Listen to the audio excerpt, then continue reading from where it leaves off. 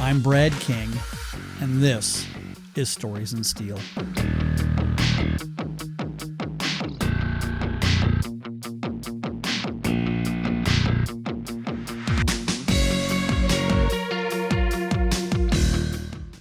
On this episode of Stories in Steel, we visit Boise, Idaho to sit down with custom painter Paul Stoll.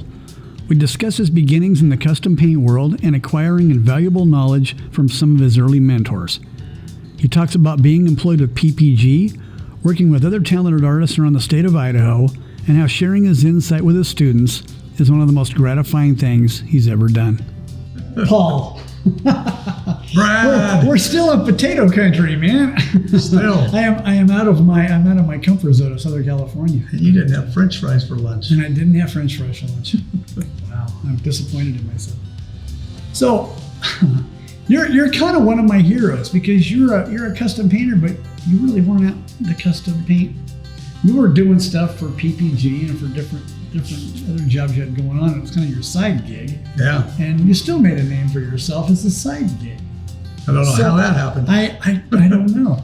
So when did you start painting? What got you into painting? What was the deal there? Well, I'm told this, so I don't know for a fact, but I was about 4 years old in Portland, Oregon. And I found a can of paint in the basement and a brush, and I meticulously painted the lug nuts on the neighbor's trailer. And then I painted the window panes of the basement window without getting any paint on the frames. Wow, you were a color in the lines guy, so weren't you? Yeah, stay within the lines. Within the lines. And you were hooked. I was hooked. That was it. Even though it was latex. All right, that's okay. So were you messing around with any? So when did the car thing come around? I mean, how did the car painting actually? Well, car painting, of course, came from model cars. Okay. So when I was older, had a paper out, I could go buy model cars and paint them. My brother would destroy them, so I'd have to rebuild them and paint them again. So I got a lot of practice. And when I got into school, junior high, the interest really peaked. But it wasn't until probably high school I was given a Myers-Manx dune buggy body. So I decided to flame it. I don't know how I did it. I went to the hardware store and bought some tape and spray cans. And so then I was really hooked. Now you're ruined. Now I'm ruined. So when I got into high school, I was able to go to a Votech school and learn auto body and paint. I had a good friend, Tex Smith, who was the editor of Hot Rod Magazine and with McMullen, started McMullen Publishing. And he knew I was interested in cars. He would take me to car shows and drag races. And the best advice I ever got was from him. He says, you need to go visit these people that do this and find out what you need to do. So instead of like so many people just figuring it out on your own and making mistakes, although I did make lots of mistakes, I signed up and learned auto body and paint. And then I went back and took a paint-only course. And so I kind of got on a good start. You did get a good start. Yeah. You learned the basics. You got to learn I learned all the basics first. And that's what Bill Carter and Walt Prey were probably my two mentors. And they both told me, they says, you got to learn how to do body work and paint. You just can't be a custom painter. And I thought, I'll show you. But they were right. Right. You learn all the prep stuff, how to make it straight, how to get it ready, just do all the... Yeah, and so as I've progressed through this industry, I've met a lot of really good airbrush artists that don't know anything about paint. And so they airbrush a fantastic mural on something, then they hand it to somebody else to paint it, and he screws it up. He wipes off their work cleaning it, or he puts a run in it, and then they get frustrated. And, if you guys would learn how to do this, you would have total control of your project. Right. So it worked out. So were you painting any of your friends' stuff in high school or just? Oh yeah. Well, pretty much my own stuff, bicycles, anything I could get my hands on. But I had a friend in high school that had a van, so I'd put flames on it and then he'd sell it and get another one, and I'd put flames on that one. And I had a guy at church who had a Carmen Ghia who needed to be painted. So I told him I would paint it, but I needed an air compressor and a spray gun. So he bought an air compressor and a spray gun for me, which I still have that air compressor. I can't believe it. Still actually works, but you can't really paint a car with it. You paint the door and you wait. But and I can't just paint it blue and white, so I put Murano blue pearl over it. Of Had to course. be a custom job. So yeah, I did a lot of that. Never worked at a body shop for a long time. So did you? So now you get out of high school, and then what? What did you So do? I'm out of high school. Well, actually, during high school, I got a job at a place called Herbert and Meek Automotive in North Hollywood, and they did engine conversions. And Andy was a drag boat racer, and he knew I liked to paint, so he would kind of get me involved with painting stuff. So I'd flame his truck. Always had shop trucks that I'd paint on his drag boats. And I had already gone to the auto body paint school, but he laid me off for a while, and I went back and took a painting only course. And then I was ready to go. Then I got hired by Don, the Beachcomber Johnson, old drag racer that had started a company called Beach Enterprises. And they went and bought, well, they didn't buy, but they went and got Ford Couriers from the dealerships at the time. That was the hot new deal Ford had. In California, Stepside had beds with step sides on them, step-sided fenders. Right. So I would paint the beds and the fenders to match the trucks and then put 2-color graphics on them. And so I didn't go back to work for Andy. I instead went and worked for them, which was Andy's fault because I painted a truck for him and they pulled him over and said, wow, who painted this? And he gave him my number. So That's how you got the job. He got pulled over. I'm like, wow. Andy, you gave me away. Sorry, dude. Wow. He hired his own assassin. Yeah. Wow. So that was a good story. And I, being into drag racing, was excited because Carter had just painted him a new Monza funny car, which they never went drag racing. They found this thing called cocaine. Right. So it kind of wiped everything. Kind of kills out. drag racing. Yeah, killed the whole thing. Did you stay with those guys for a while? Well, I stayed with them till, like I say, that killed their business. And so at that time, Andy kept bugging me. He had moved his business to Sacramento. So he said, come to Sacramento. We'll get you a paint booth. I know you want to paint. So I moved up to Sacramento. I think I was 21. Moved up there. And so he actually made me a partner in the business, which I didn't know. But he said, I want you to be, we'll be a 60-40 deal, which was good. So I was in charge of part of the business. We built engine conversion kits and headers.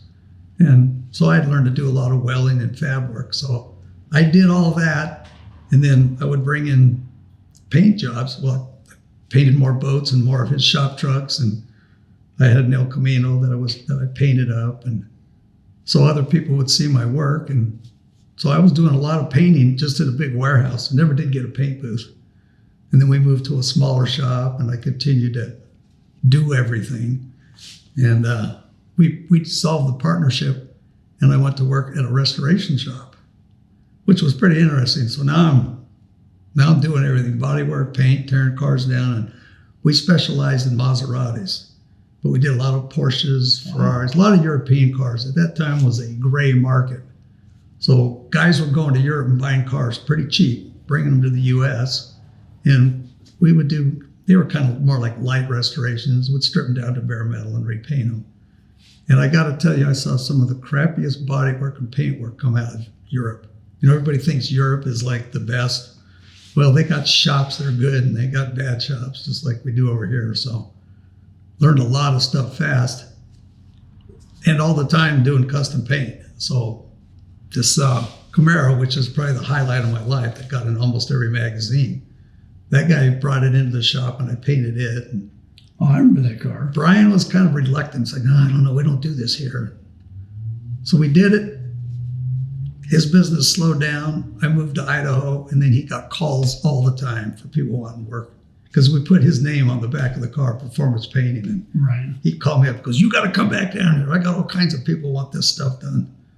I can't do it. I tried to tell you, dude. You didn't listen. Yeah, that car was everywhere. Yeah, I was blessed on that. It's just about every magazine featured it. And it's still out running around.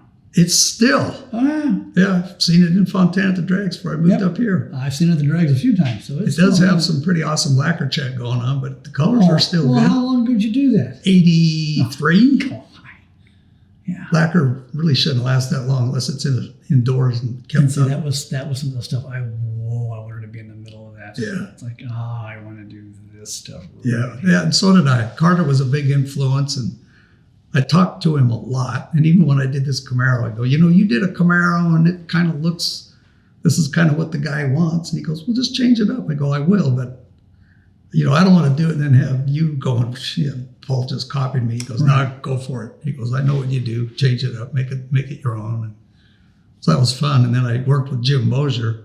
He came and pinstriped it with dagger lack. So, because it was all lacquer, and I wanted to bury the pinstriping and sand polish it and make it flat. So, very talented pinstriper. Oh, Jim Mosier was great. He tried to teach me a lot. He goes, I don't know why you're not doing this. Yeah, I questioned the same thing. Why didn't you get into doing this? And it was funny. He goes, so he gets a brush ready for me and says, okay, let me see what you do. So I start pulling a line, and it gets a little wiggly. So I stopped and wiped it off. And he goes, that's your problem. I go, what? He goes, you can't wipe off your mistakes. Well, you can't leave them on there. He goes, yeah, but if you leave them on there, it'll force you to be better and to try harder. Because if you slop it on there and you don't like it and wipe it off, that's what you're going to do the rest of your life. And I actually think he was right. At least for me, it helped. So now you did that, 83. Moved up to Idaho, and then what? So Idaho, I got a job at another restoration hot rod shop. And when they found out what I could do, I started doing custom paint work there. And to be honest with you, I thought when it came to Idaho, I was going to kind of get away from that. I thought, I need a change. I almost felt like I was burnt out. I don't know, I probably shouldn't have been, but I got into it even more in Idaho. I got hooked up with a friend who had a funny car and started painting those, and then a couple other guys. And then I got hooked up with Jeff Devey, who I had met in Sacramento and did some work with. And so Jeff and I collaborated on a lot of funny cars and stuff. A lot of designs would be his. I'd paint them, then he'd come and stripe them and letter them. And so we did quite a few cars. And then you fought over who airbrushed the headlights and grill and tail lights. That's a good story. Yeah. He got mad at me. Sent me one car and he said, don't do the headlights. And I'm like, that's the funnest part. So I did them anyway. He's kind of like, told you I wanted to do those. Well, you can do them over if you want. Yeah. Yeah, Jeff was just a very talented guy. Yeah, he is. I learned a lot from him. And he, again, was like, well, I don't know why you're not striping. And I didn't know. So do you not stripe at all? I'll stripe, like these panels here that are stripes. I stripe them. But if you bring me your car and say, can you put some stripes on it? I send you to Jeff or somebody. But there's the jack of all trades, the master of none. Sometimes I feel like that's me. I kind of fumble around. I should stick with what I'm comfortable with, but can't do that. I got to try. Yeah, you definitely got the custom paint thing down. So you came up here. You were doing. So were you working for a shop? Did you bounce around? I bounced around. I worked. I even tried a dealership for a while to make money, and I didn't like that at all. So I found a neighbor who wanted a Porsche restored. I'll back up, I guess. So Mike Allen went out of business. So I found all the worst shops to ever work for. He went out of business, so I started kind of working for myself. At this neighbor's house, this guy had come into Mike's shop and wanted a Porsche done. And he wanted a slant nose. It was like a 73 911. So he wanted to upgrade it to a newer style. And Mike told him Porsches are German crap. They rust. We don't work on those kind of cars. So the secretary said the guy was pretty upset. So she came and got me, and Mike had stormed out of the building, and she said, will you talk to this guy? Great guy. And I said, yeah, I used to do Porsches. So I started doing them at his brother's house and started bringing in more custom work. I started doing some tractor puller stuff and more funny cars, and them up there. Jeff would come up there and letter them. And then, so then I got a job at a dealership for a while. Didn't like that. And then I went to another body shop, and the guy knew what I could do. And so he wanted me to come down there and do custom work. So he would go around to dealers and get a few dealership cars, and I'd bring them in. Mini trucks mostly, I think I did. Put stripes on them so they could sell them off the lot, which was a Galpin thing. Galpin Ford for years did that. They galvanized. So I did some of that, and I painted some funny cars there and drag cars. And Larry was excited to do that stuff. He thought that shop should be the one that does everything in town. But he also ran out of money and got into lots of trouble. So that was over. I'm like, man, what am I going to do? And every time I thought about just custom painting for myself, the problem is what I really wanted to do was race cars. And there's a season for them. And so during the winter, and in Idaho, it's a little tougher. You got to have heat. That's when you start painting them. And then when they go racing, they don't stop unless they wreck them. Right. And I learned that's when I made the most money, is repairing them. You want this fixed how quick? It's going to be $2,500, $3,000. You know, you're nuts. You want it fixed by next weekend? That's what it's going to cost. So, an advantage there. But. Oh, yeah. So I went to work for a paint store. I thought that ought to be more stable. And that was when I'd say my new career started. I really enjoyed that. I would go into shops, and they didn't have a name for what I did. My boss used to say, you know, people say, well, what does Paul do? I don't know. Goes out there in the paint land and does whatever he does, and I may not see him for a week. But what I was doing is helping people with problems. I'd go into a shop, and this was when pearls started coming out on Cadillac Elantes and Audis. Oh. And nobody knew how to fix those. And I'm like, this is just an old custom paint thing. It's no big deal. So I would go around and train people how to fix those. And so I became what today is called a tech rep. I was available to go help people with color problems. And one of my favorite things to do, if I was in a body shop, and I was at a Dodge body shop for a while, I remember the guy, man, we couldn't get a color to match. And I said, you know, if we put flames on this thing, they'll never know. And unbeknownst to me, he went, told the shop manager, they called the customer, and they both came back and says, all right, let's do it. And I'm like, do what? The guy said we could put flames on it. So I'm like, yes. So now, hide the bad spots now. So now I'm in a kind of a teaching mode. So I decided I'm going to start custom paint classes. So there was a guy in town, he's still around, Tony Applegate, who was very talented, who actually kind of started teaching how to use an airbrush and things, but he's a natural. He's an unbelievable artist. And so he started getting into painting, and he thought it was a great idea. So we'd go down to the college and run custom paint classes. And we'd get people to sign up and pay money. And I did it through the paint store, which was dumb. I should have just done it myself. So the paint store would, but the paint store supplied all the paint and made T-shirts and food, and then we taught the class. And so then got a little smarter. It's like, we don't need the paint store. So we started traveling a little bit just around the Northwest and doing classes. And brought in another kid at the time, Doug Batchelor. His dad, Bill's forever been a street rod builder here in Idaho, up in Mountain Home. And Doug's a really talented pinstriper. And he goes, if I can come to your classes, I'll clean guns. I want to come and watch. And I'm like, no, you're going to come and show people how to pinstripe. Well, I can't pinstripe. It's like, yes, you can. So we did that for a while, and it was a lot of fun. Yeah, I didn't know you taught stuff that long ago. Yeah, I know I didn't, but I feel like I was one of the ones that started teaching custom paint classes. I'm sure there's been a lot of people around the country doing it. Yeah. But I got hired by PPG, and that was why they hired me, is to start a custom paint program and work on the custom paint line. Really? So a lot of the stuff you see behind me are panels from the custom paint classes I taught.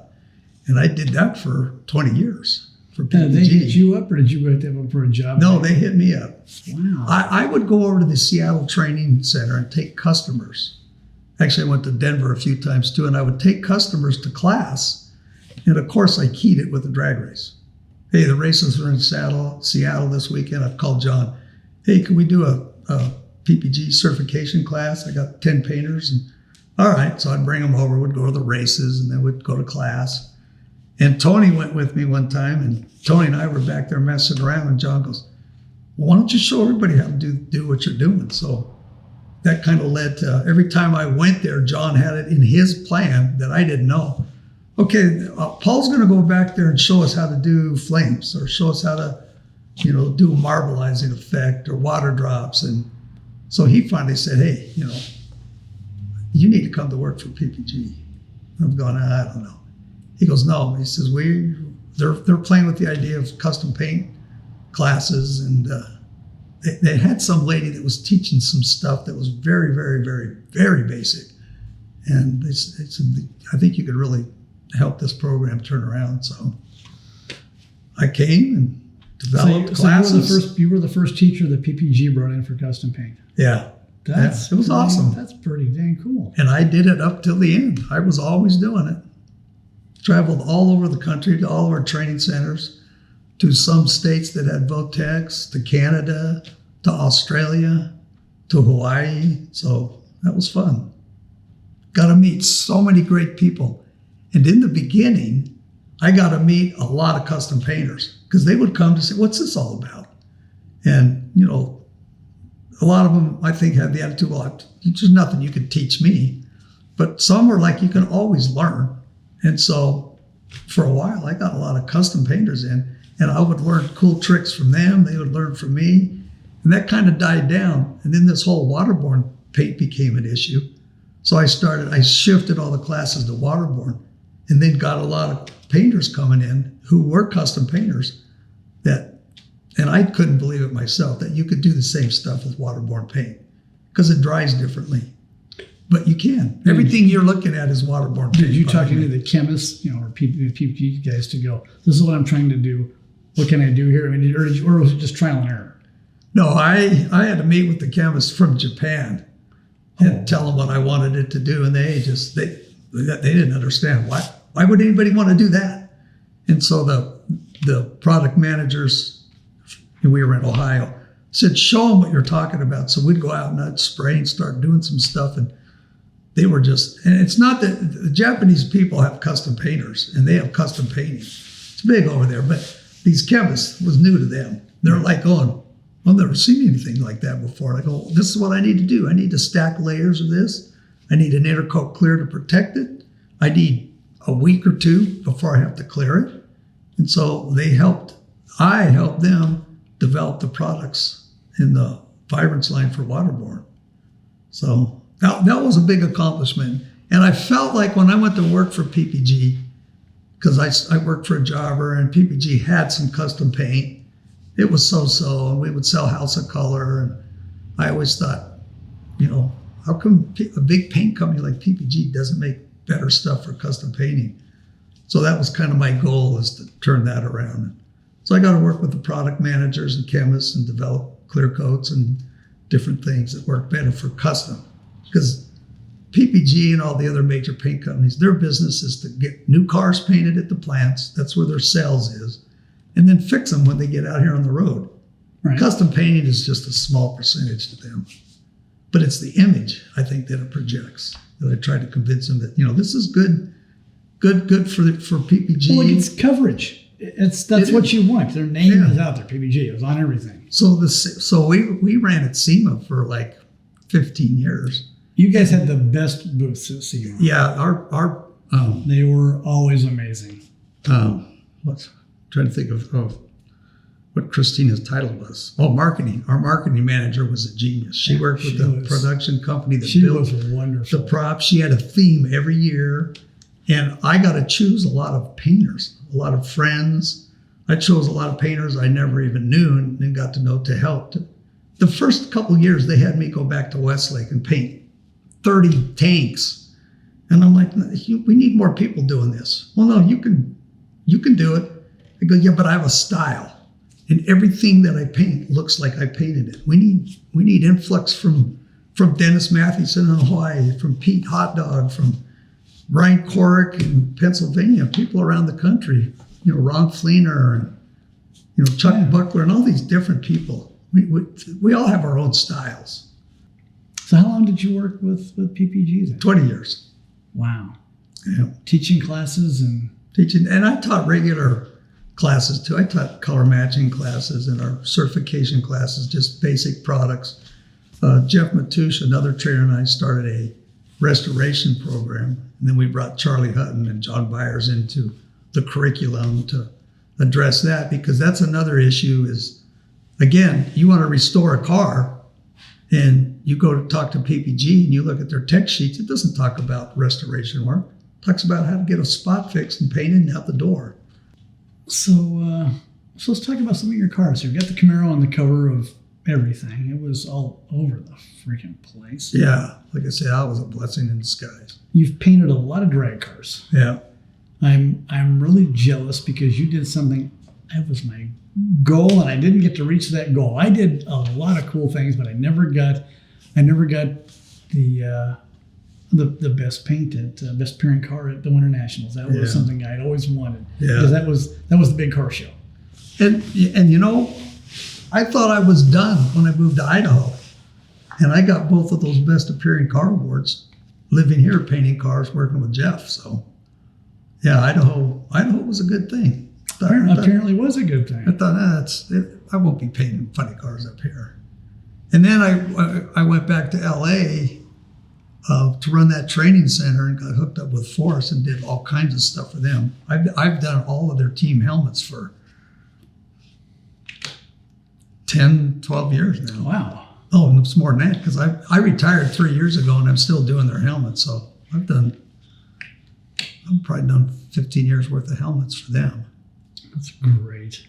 And I painted my first funny car when I worked at Beach Enterprises. There's a guy, Pat Galvin, who's been a crew chief for lots of people. And he got me a car from Bill Shifsky, the Beartown Shaker. And it was a Mustang 2. And I painted that car. I was so excited. I rush out to Pomona and I see Pat and I'm going, where's the car? Where's the car? You weren't here yesterday. No. It's down there. It's in a pile. Down where? He goes, it's at the end of the pit. You'll see it. It burnt to the ground. Never got a picture of it done. So there was a lesson learned right then. Nothing leaves. You know, you talk about nothing leaves till you get paid. Nothing leaves till I get a picture. Well, and now fast forward how many years ago that was to just recently with a funny car that you did. So I think it's going to be my last. I think I'm going to bookend it, right? Man. So I painted another Mustang. Oh, that was a Mustang. Another Mustang. So I think that's the problem. It went to Gainesville, which was the first race this year. And it was with a heavy hitter team. It wasn't like some run-of-the-mill team. This is a heavy hitter. This is Bob Tasca's car. PPG called me and said, and PPG was doing a sponsorship one race with him, but it was a wrap. And they called me up and says, Bob wants us to paint his car. Are you up for it? I go, yeah. So I went back and painted it. And the team I worked with was trying to make it just into a show car. I go, you guys don't understand what these cars are all about. I said, this car could explode on its first pass and just be ruined. Oh, no way. I go, it's gonna look really, this car is already gonna look prettier than most of the cars that are out there for how much you've done. You kick out a head gasket and melt the paint. There's all sorts of owies that can happen. Well, and I go, the sides are gonna burn anyway. Yes.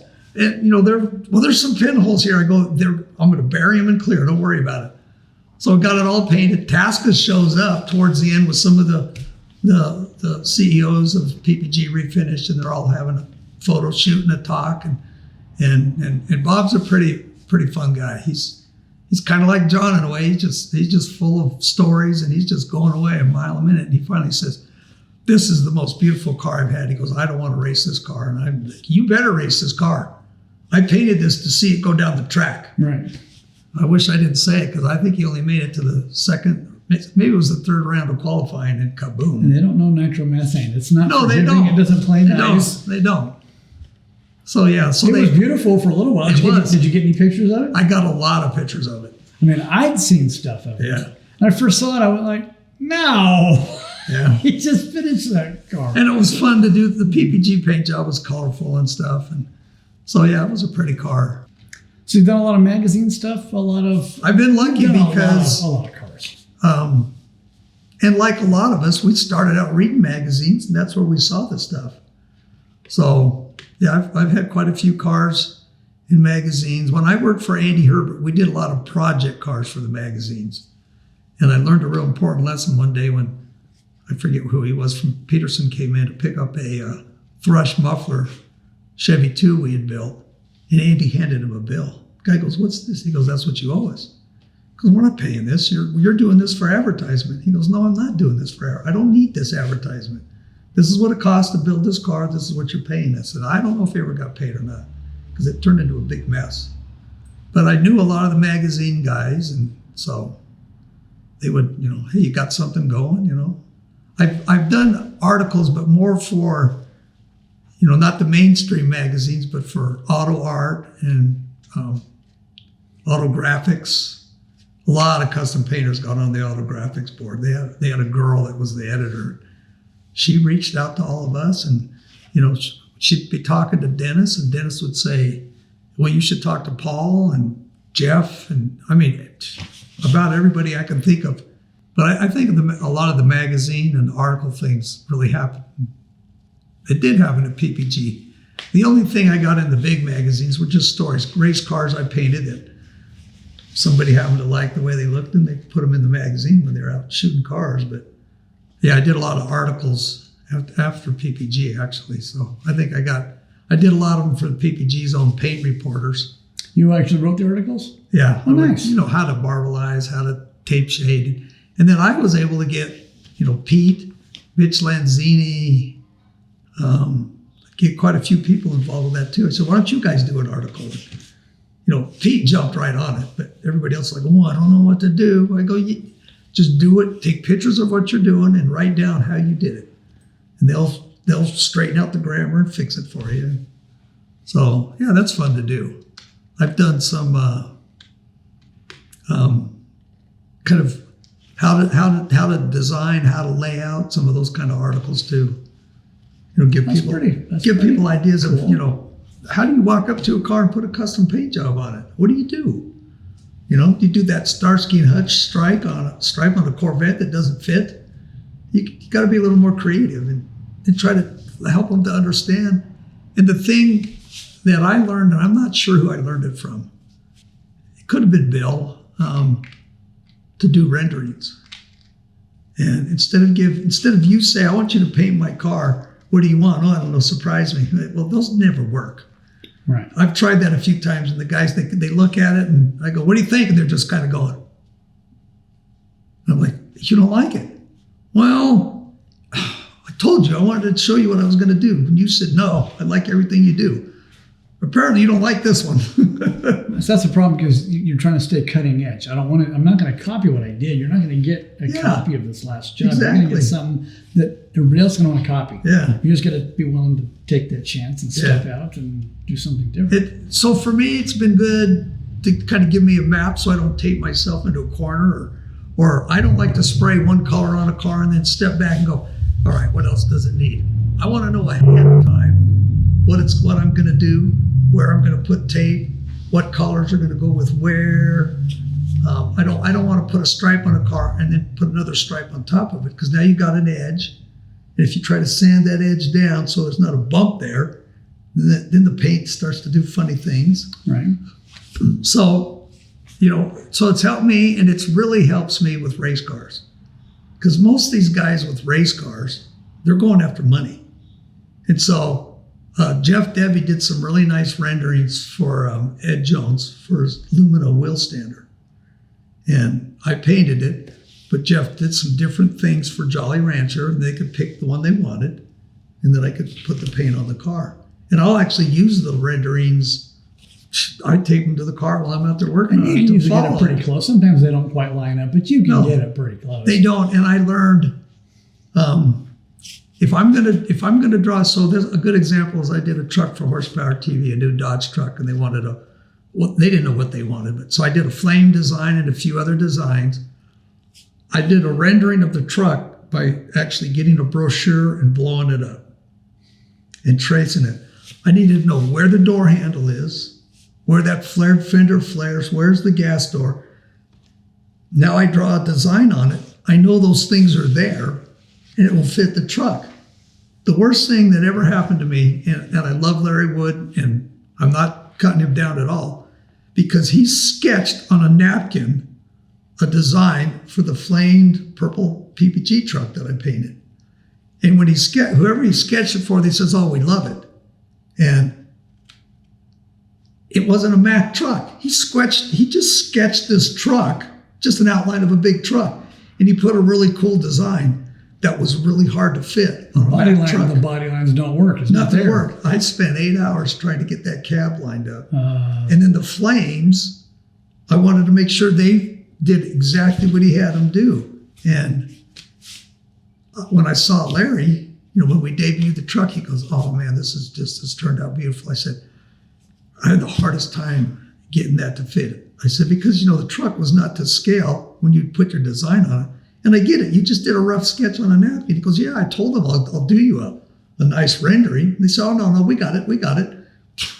He goes, "We got the guy." Yeah. He goes, "Paul, you didn't have to copy that. You could have changed it around." I said, "There was no way I would do that to you. I mean, you are the Hot Wheels designer. Yeah, that's right. I am not going to screw up your work." I would feel so bad if you came up and go, "Well, you didn't get that right." You missed there. I missed it. So, and then the funny story with rendering. So the last car Bill Carter did, I got to do it with him. Poor Bill he was in a walker. He'd come out some days and he'd be so out of energy. He would go to lunch and he'd go back home. Never even worked on the car. But it was a Firebird funded car for a guy in Northern California who since moved to Texas. And all his life, he wanted a Bill Carter paint job. So he finally talked Bill into painting the car. And Bill asked me, "I don't know where to do this." I go, "Bring it out here. I'll help you." Okay. So we're at the training center. We got the car in there.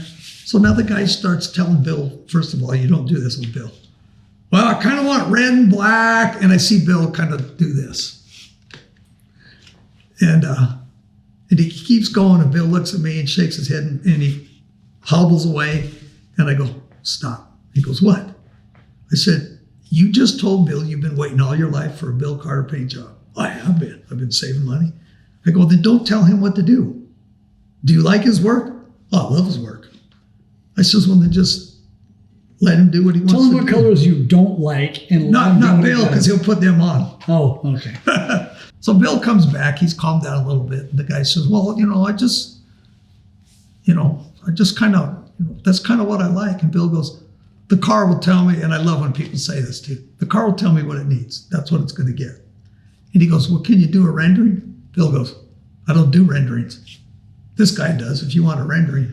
I go, "No. I'm not telling." Designing a paint scheme for Bill Carter. Yeah, I'm not designing. No, because I'm helping Bill. I want to do what Bill wants to do. Yeah, I almost felt like I'm done. I got to paint with my idol. I got to do all these great things, and to watch Bill try to paint, and he couldn't. I mean, he kept falling, and Linda and I had a hard time getting him back up. He was way overweight. Right. He'd try to reach out to paint something. "I can't do this." "Here, Bill, give me the gun. I can do it." And I'm just thinking to myself, don't do that.